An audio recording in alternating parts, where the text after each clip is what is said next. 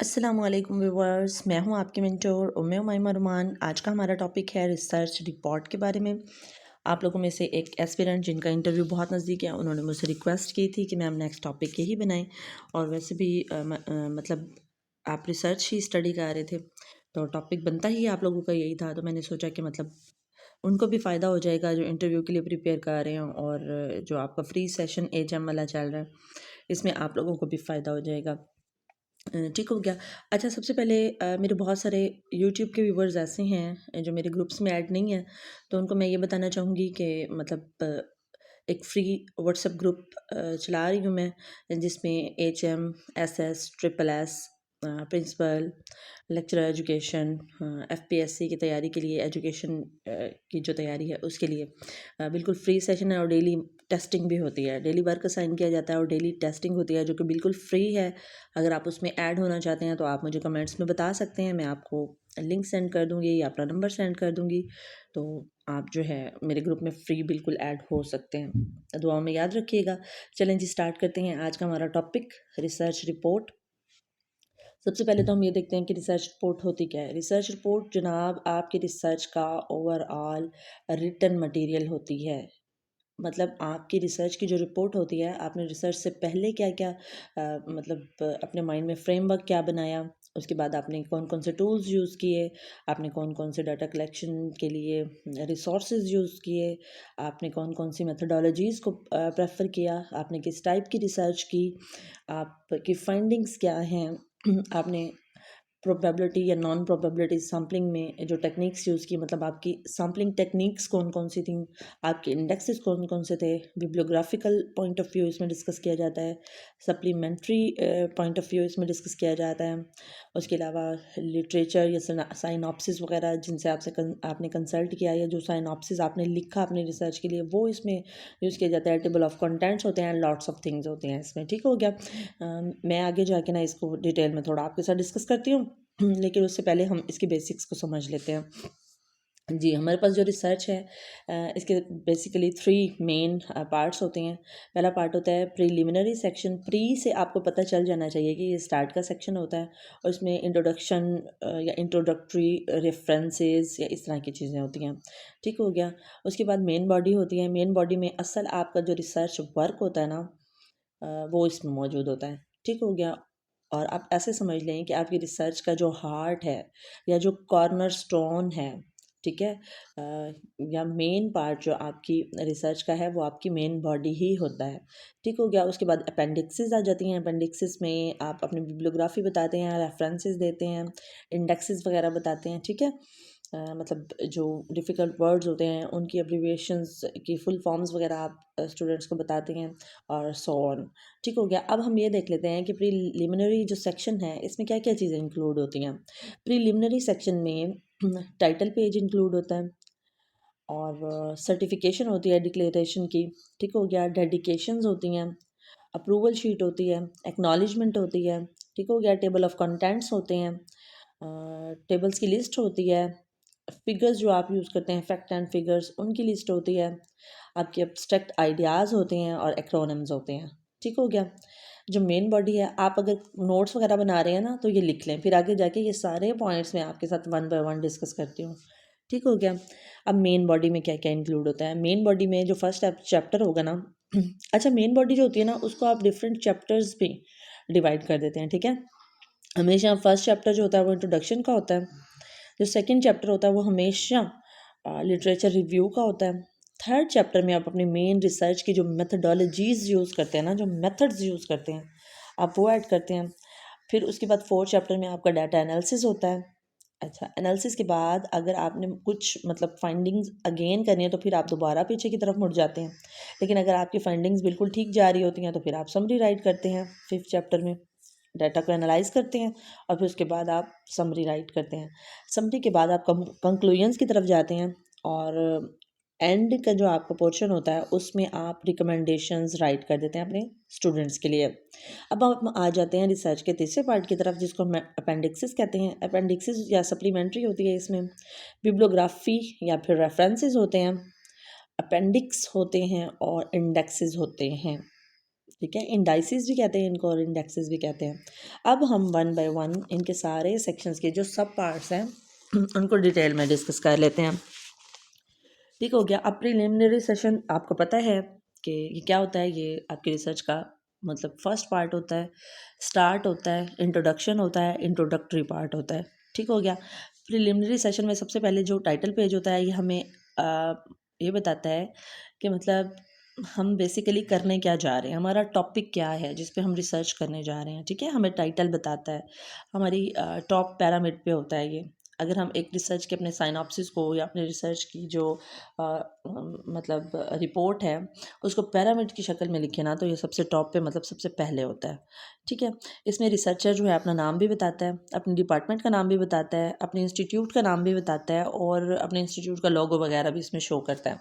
जैसे for example आप जिस भी यूनिवर्सिटी से हैं और उसके जिस भी डिपार्टमेंट में हैं, फॉर एग्जांपल आप पाकिस्तान की आईयूबी यूनिवर्सिटी से हैं फॉर एग्जांपल, और आपका अपना नाम जो है वो पहले आप वो राइट करेंगे, उसके बाद आप जो है अपने डिपार्टमेंट का, मतलब आप कंप्यूटर साइंस डिपार्टमेंट से हैं तो आप अपने डिपार्टमेंट का नाम राइट करेंगे। आप बॉटनी से हैं, आप जोलॉजी से हैं, आप फिज़िक्स डिपार्टमेंट से हैं, आप केमिस्ट्री डिपार्टमेंट से हैं, आप लिंग्विस्टिक के डिपार्टमेंट से हैं, आप लैंग्वेजेस के डिपार्टमेंट से हैं। जिस डिपार्टमेंट से हैं आप अपने डिपार्टमेंट का नाम लिखेंगे। अपने HODs या फिर आपके जो सुपरवाइज़र हैं उनका नाम अगर आप मेंशन करना चाहें तो आप उनका नाम मेंशन कर सकते हैं। उसके बाद आप अपनी यूनिवर्सिटी का नाम लिखेंगे, मेंशन करेंगे उसको, और उसके बाद अपनी जो यूनिवर्सिटी होगा उसकी लोगो भी यूज़ करेंगे। ठीक हो गया। ये हो जाता है आपका टाइटल पेज।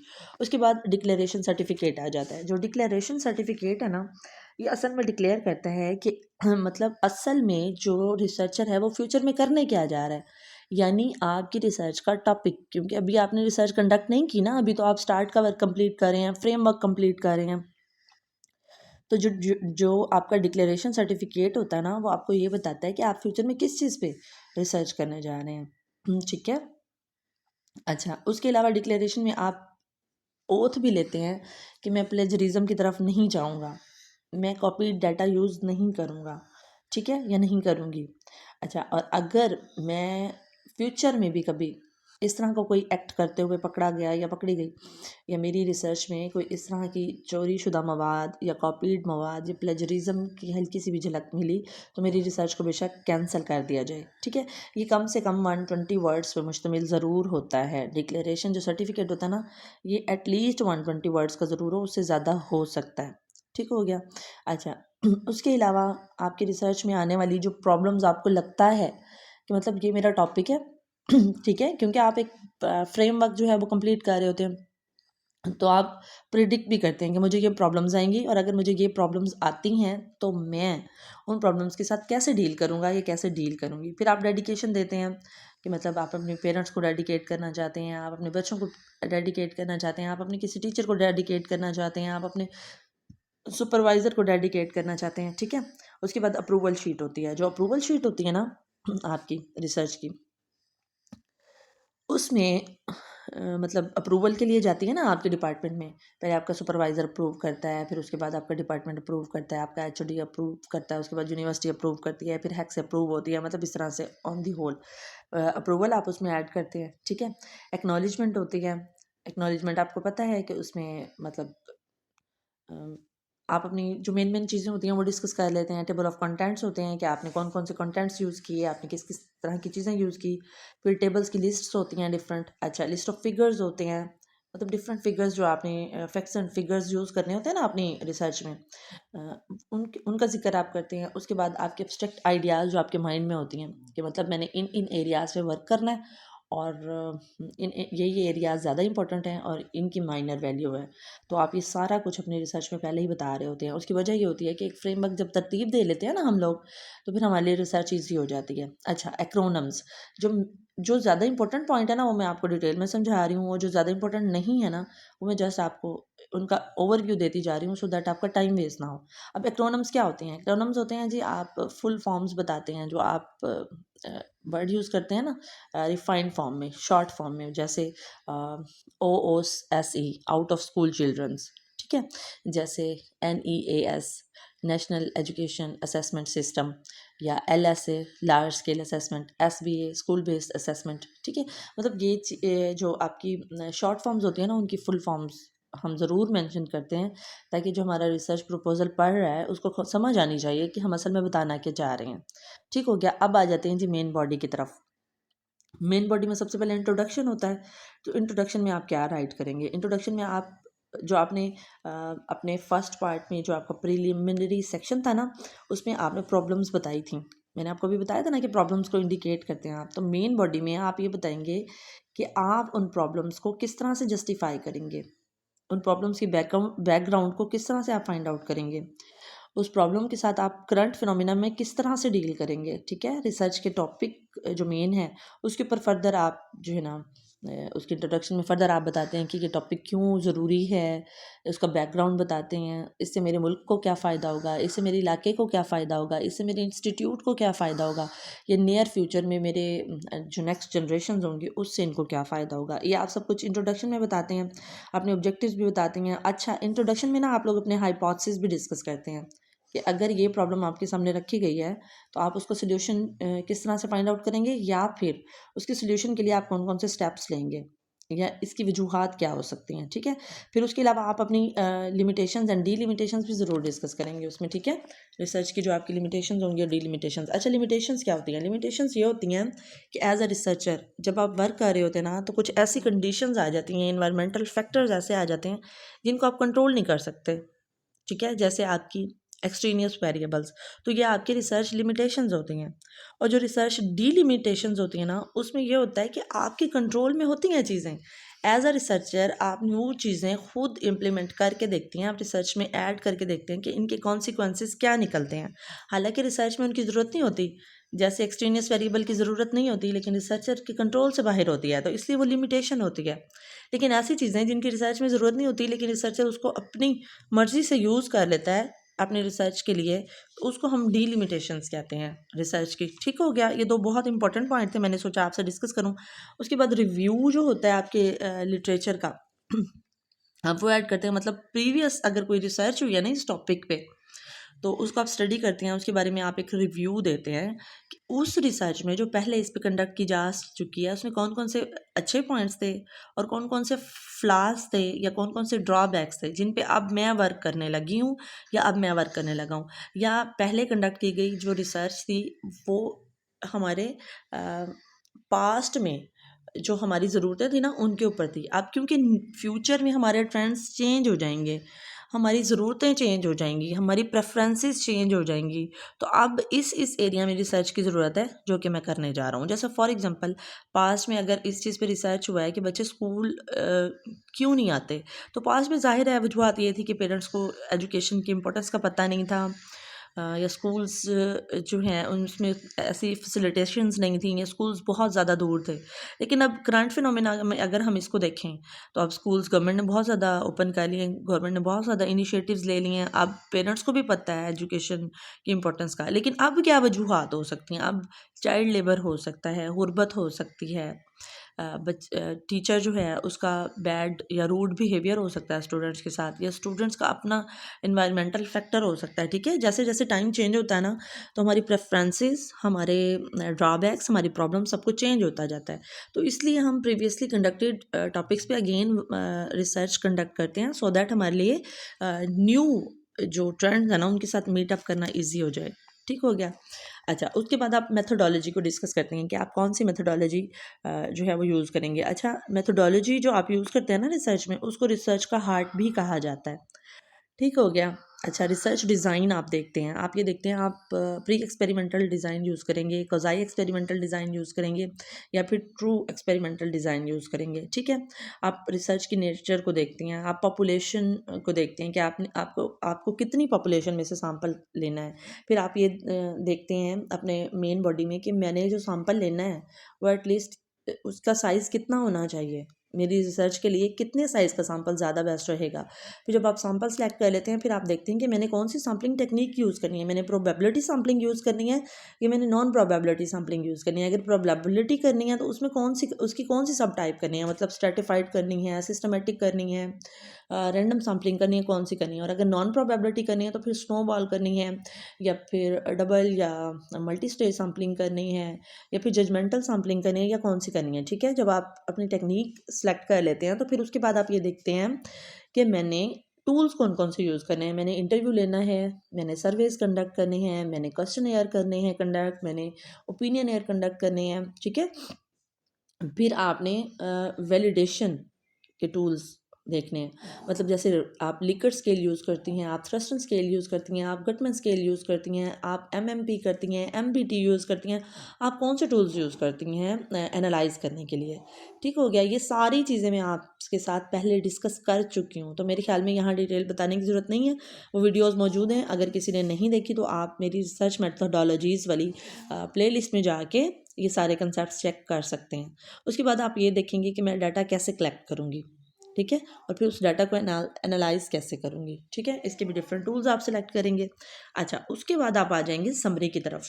समरी में आप क्या लिखेंगे? समरी में आप ये लिखेंगे कि जो आपकी रिसर्च आपने कंडक्ट कर लिया, ठीक है, अब आपने रिसर्च कंडक्ट कर ली तो फिर आप समरी की तरफ आ रहे हैं। समरी में जितना भी आपकी रिसर्च का नटशेल है ना, ठीक है, मेन आइडिया है, आप वो बताएंगे। आप ब्रीफ मतलब नोट लिखेंगे अपनी रिसर्च का, फिर आप उसमें ये बताएंगे कि आपकी फाइंडिंग्स क्या क्या थी, आपने क्या चीज़ फाइंड आउट की, फिर उस फाइंडिंग के लिए आप सॉल्यूशंस कौन से रिकमेंड करते हैं। ठीक है, और कंक्लूजन्स क्या हैं आपके। ठीक है, फिर उसके बाद आप कुछ सजेशंस देंगे, कुछ रिकमेंडेशंस देंगे। ठीक है, उसके बाद जो है आप अपेंडिक्स की तरफ आ जाएंगे। अपेंडिक्स में सबसे पहला जो पार्ट आप लिखेंगे ना, जो थर्ड पार्ट है अपेंडिक्सेस, ये आपका एंड पार्ट होता है, ये आपका क्लोजिंग पार्ट होता है आपके रिसर्च का। ठीक है, उसमें सबसे पहले आप रेफरेंसेस देते हैं, या फिर बिब्लियोग्राफी के रेफरेंसेस देते हैं, रिसोर्सेज बताते हैं। मतलब बिब्लियोग्राफी आपको पता है ना कि क्या होती है, कि ऑलरेडी पब्लिश्ड जो मटेरियल होता है ना, उसको हम बिब्लियोग्राफी कहते हैं।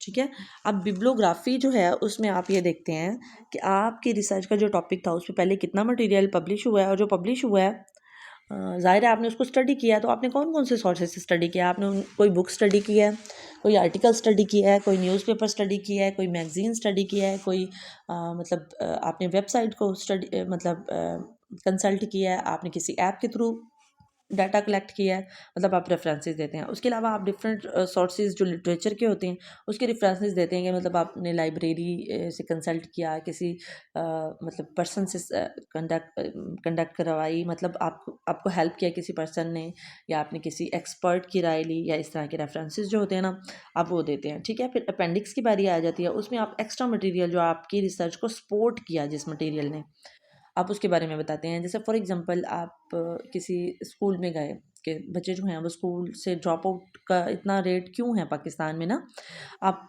किसी स्कूल में गए तो स्कूल में जाके आपने जिस जिस स्कूल में जहाँ जहाँ आपको हेल्प आउट किया, किसी प्रिंसिपल ने, किसी टीचर ने, और कुछ ऐसा मटेरियल था रिसर्च में, जैसे एविएट्स थे, जैसे मतलब अगर वोकेशनल एजुकेशन की कुछ चीज़ें ऐड कर ली आपने, या कुछ भी ऐसा एक्स्ट्रा चीज़ें जो आपकी रिसर्च में हेल्पफुल प्रूव हुई, जो कि पहले पब्लिश्ड नहीं थी, या पहले उन पर रिसर्च नहीं की जा चुकी थी, तो आप उसको मतलब डिस्कस करेंगे। ठीक है, अच्छा उसके बाद अच्छा मैं आपको ये बताऊं कि जो आप रिसर्च राइट करते हैं ना, रिसर्च राइट करते हैं उसमें ना डिफरेंट आपके, आप ऐसे समझ लें कि फॉर्मेट्स होते हैं, आपने उन फॉर्मेट्स को फॉलो करना होता है। ठीक है, और जो APA फॉर्मेट है ना रिसर्च राइटिंग के लिए, ये सबसे अथेंटिक माना जाता है। ठीक है, APA stands for American psychological association, ये बड़ा पॉपुलर है रिसर्च लिखने के लिए। ठीक है, और इसका जो करंट एडिशन है ना वो 7th एडिशन है, 2019 में ये पब्लिश हुआ था। उसके बाद अभी तक कोई न्यू एडिशन आया नहीं है इसका। अच्छा उसके अलावा भी आपको मैं बता देती हूँ कि फ़ॉन्ट साइजेस आपके क्या होने चाहिए, कभी अगर आपको राइट करना पड़ता भी है। जो आपका मेन चैप्टर होगा ना, हर चैप्टर की हेडिंग के लिए आपके फ़ॉन्ट का साइज़ 16 होगा। ठीक है, अच्छा जो आपकी सब हेडिंग्स होंगी ना उसके लिए आपके फ़ॉन्ट का साइज़ 14 होगा।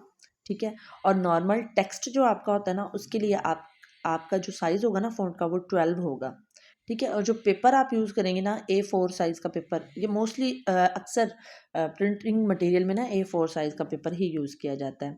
ठीक हो गया। अच्छा, और रिसर्च की जो हम रिपोर्ट राइट करते हैं ना, वैसे आम रूटीन में तो हमने अगर किसी एक वर्ड के बाद गैप देना होता है या स्पेस देनी होती है तो एक देते हैं ना, लेकिन रिसर्च रिपोर्ट में जब हमने गैप देना होता है ना तो हम स्पेस 2 स्पेसेस देते हैं, ठीक है, डबल स्पेस हम यूज़ करते हैं। और जो हमारा फ़ॉन्ट होता है ना, वो इटैलिक भी यूज़ कर सकते हैं आप, लेकिन बेटर ये है कि आप सिंपल स्टाइल का फ़ॉन्ट यूज़ करें, ठीक है? सिंपल जो रोमन स्टाइल का फ़ॉन्ट होता है ना, आप वो यूज़ करें। ठीक हो गया। अच्छा, रिसर्च का साइनॉप्सिस किस तरह से लिखते हैं या रिसर्च का प्रपोज़ल किस तरह से लिखते हैं? पहले तो आप ये देखें कि ये होता क्या है। रिसर्च का जो प्रपोज़ल होता है ना, वो असल में प्रपोज़ करता है आपकी रिसर्च की प्रोजेक्ट को, सजेस्टेड डिटेल होती है, ठीक है? ये प्रिलिमिनरी सेक्शन का पार्ट हो सकता है रिसर्च प्रपोजल। अच्छा, रिसर्च प्रपोजल जो है ना वो हमेशा आप फ्यूचर टेंस में लिखते हैं, ये याद रखिएगा। क्यों? क्योंकि अभी आपने रिसर्च कंडक्ट नहीं की हुई होती, ठीक है, अभी आप उसके लिए फ्रेमवर्क तरतीब दे रहे होते हैं कि फ्यूचर में मैंने क्या करना है। ठीक हो गया। और जो उसकी मेन बॉडी होती है ना वो आपने पास्ट में लिखनी होती है। उसकी वजह क्या होती है? क्योंकि आप रिसर्च कंडक्ट कर चुके होते हैं, ठीक है, रिसर्च आप कंडक्ट कर चुके होते हैं, उसके बाद आप अपनी फाइंडिंग्स बता रहे होते हैं। तो रिसर्च तो आपने पास्ट में कंडक्ट कर ली ना, मतलब आज आपने कंडक्ट की रिसर्च और कल आप अपना अपेंडिक्स लिख रहे हैं, तो कल आने वाला जो कल है उसके लिए आज जो हमारा है वो पास्ट बन जाएगा, ठीक है। तो आपने ये चीज़ें भी दोनों, ये बहुत इंपॉर्टेंट पॉइंट्स हैं, ये आपने माइंड में रखने हैं। अच्छा, जो रिसर्च का प्रपोजल होता है ना, रिसर्च का के टॉपिक को सिलेक्ट करने के बाद सिलेक्ट किया जाता है, ये भी याद रखिएगा। ये अक्सर पीपीएससी के पेपर्स में ये क्वेश्चन एमसीक्यूज़ की सूरत में पूछा गया है कि जो रिसर्च का प्रपोजल है वो आप टॉपिक को सिलेक्ट करने के बाद राइट करते हैं या पहले राइट करते हैं। लेकिन जब आपके पास टॉपिक ही नहीं होगा तो आप प्रपोजल कैसे राइट करेंगे? तो हमेशा जो रिसर्च का प्रपोजल होता है वो टॉपिक के बाद होता है, ठीक है। अच्छा, अब ये जो रिसर्च का प्रपोजल होता है ना, इसको अप्रूव करवाना पड़ता है। पहले आपका सुपरवाइज़र अप्रूव करता है उसको, फिर आपका DRPC, DRPC stand for departmental research project committee. Departmental research project committee जो आपकी बनी हुई होती है ना, वो मोस्टली आपके लेक्चरार्स या आपके प्रोफेसर्स ही होते हैं, वो उसको करते हैं मतलब अप्रूव। उसके बाद थर्ड या फाइनल स्टेज पे ना बीएसआर इसको करता है। अब BSR board of advanced study of research, ठीक है, वो हर यूनिवर्सिटी का अपना अलग अलग होता है, तो मतलब आपने उससे अप्रूव करवाना होता है, ठीक है। उसके बाद कहीं जाके आप रिसर्च कंडक्ट करना स्टार्ट करते हैं। ठीक हो गया। जो इंपॉर्टेंट चीज़ें मेरे माइंड में आई मैंने आपके साथ डिस्कस कर ली। इन तीनों पॉइंट्स को मैंने अच्छे से आपके साथ डिस्कस किया। होपफुली आपको आज का वीडियो पसंद आया होगा। वीडियो पसंद आया तो वीडियो को लाइक कीजिएगा, शेयर कीजिएगा। अगर आप मेरे चैनल पर न्यू हैं तो चैनल को सब्सक्राइब कीजिएगा। फिर मिलते हैं नेक्स्ट वीडियो में। और आपको पता है हमारा नेक्स्ट टॉपिक क्या होगा? नेक्स्ट टॉपिक में हमने डाटा की डिफरेंट टाइप्स को डिस्कस करना है, डाटा को डिस्कस करना है, कोडिंग डिकोडिंग इन चीज़ों को डिस्कस करना है। ठीक हो गया। और उसके अलावा हमने रिसर्च की जो एरर्स हैं उनको डिस्कस करना है। अच्छा, रिसर्च एरर 1 और रिसर्च एरर जो 2 है, टाइप एरर 1 टाइप एरर 2, इनको तो हम डिस्कस कर चुके हैं। उसके अलावा डिफरेंट एरर्स होती हैं, हम उनको भी डिस्कस करेंगे। फिर हम जो Z test, T test, F test, chi test, ठीक है, ये वाले जो हमारे पायलटिंग टेस्ट, प्री टेस्ट, इन चीज़ों को भी हम डिस्कस करेंगे। और डिफरेंट इफेक्ट्स जो होते हैं ना रिसर्च पे, जैसे Hawthorne effect, context, direct, indirect effect, main effect, treatment effect, इस तरह के different mutual effect, double based जो एक्सपेरिमेंट होता है, वो ये सारी चीज़ें हम नेक्स्ट वीडियो में डिस्कस करेंगे इंशाल्लाह। मिलते हैं फिर नेक्स्ट वीडियो में। टिल देन, अल्लाह हाफिज़।